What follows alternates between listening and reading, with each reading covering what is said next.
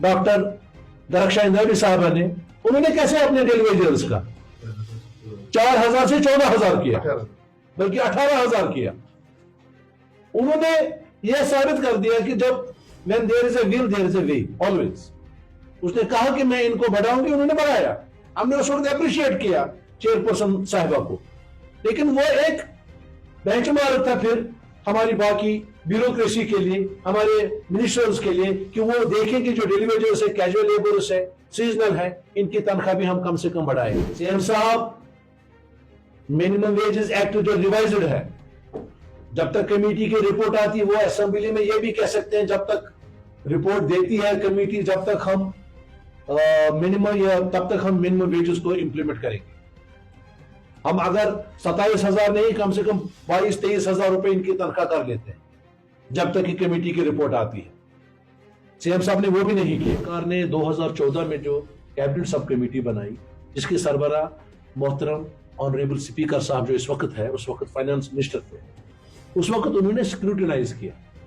स्क्रूटिनाइजेशन के बाद 61,000 लोगों का जो फिगर था वो मंजर आम पे आया, जो उस वक्त डॉक्यूमेंटेड है, अभी भी सरकार के पास वो डॉक्यूमेंटेड है।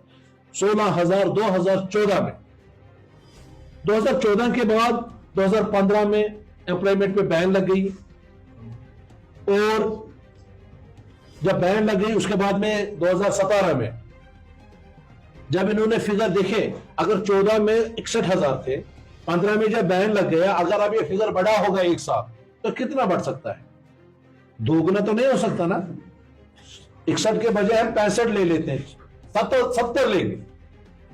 लेकिन उसके बाद में सरकार ने कुछ स्कीमें इंट्रोड्यूस की जम्मू कश्मीर में, मुख्तलिफ महकमों में, और उन स्कीमों के तहत जिन टेम्पररी मुलाजमीन को रिक्रूट किया गया, जिनको अपने डिपार्टमेंट में लाया गया, उनकी जो सर्विस है वो गवर्न करती है वो रूल्स एंड रेगुलेशन जो उस स्कीम में है।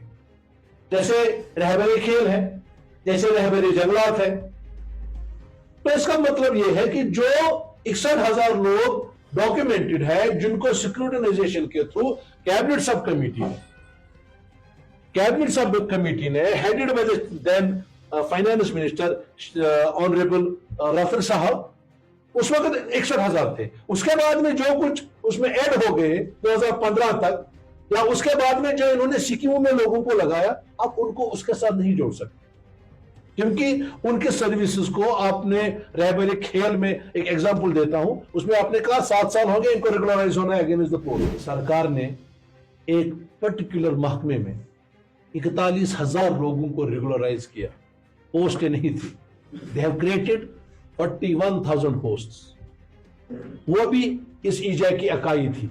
हमने भी उस जदोजहद में अपना हिस्सा डाला है, और वो सही किया सरकार ने।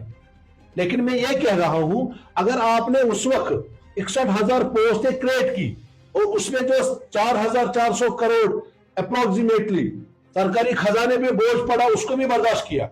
अगर आज आप इन 61,000 लोगों को रेगुलराइज करते हैं अगेंस्ट पोस्ट, मुझे नहीं लगता 2,400 से लेकर 2,600 करोड़ से ज्यादा इस पे खजाने पे कोई असर पड़ेगा।